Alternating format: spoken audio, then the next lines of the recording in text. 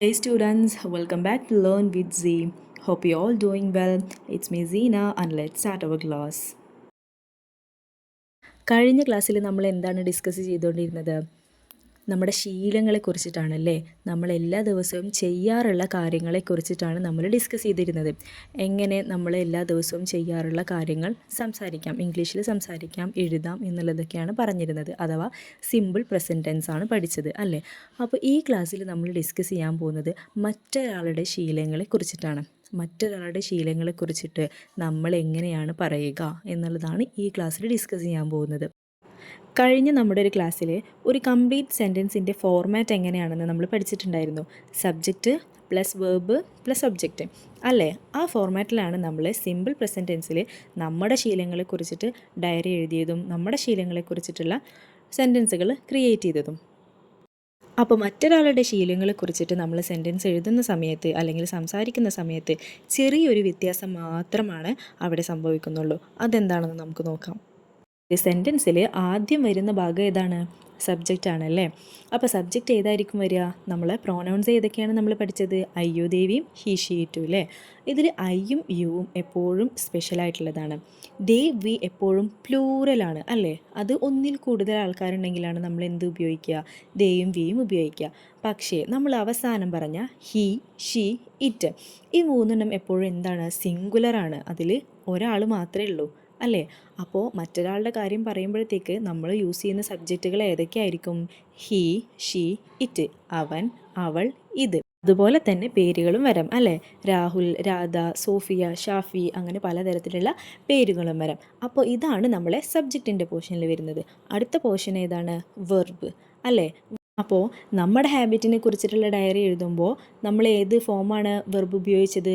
V1 form അഥവാ drink, eat, smile, loaf എന്നൊക്കെ പറയുന്ന തരത്തിലുള്ള വേർബ്സാണ്. അതായത് V1 ഫോമിലുള്ള വേർബ്സാണ് നമ്മൾ ഉപയോഗിച്ചത്.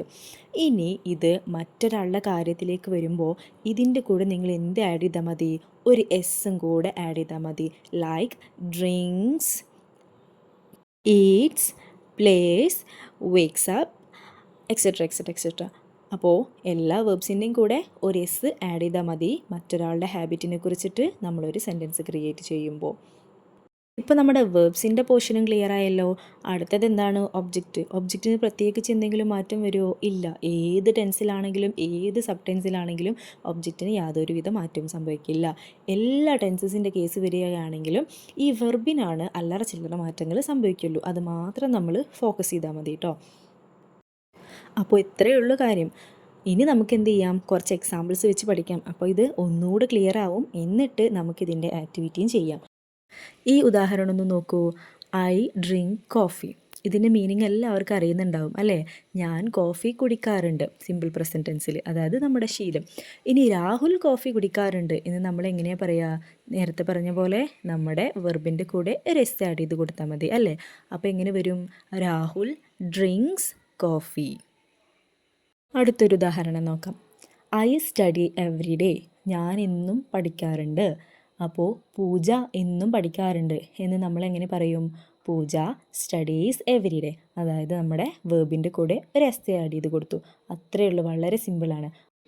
ഇങ്ങനെ മറ്റൊരാളെ കുറിച്ചിട്ട് സിമ്പിൾ പ്രസൻറ്റ് ടെൻസിൽ നമുക്ക് ഒരുപാട് കാര്യങ്ങൾ പറയാൻ പറ്റില്ലേ? മറ്റൊരാളുടെ ശീലങ്ങൾ.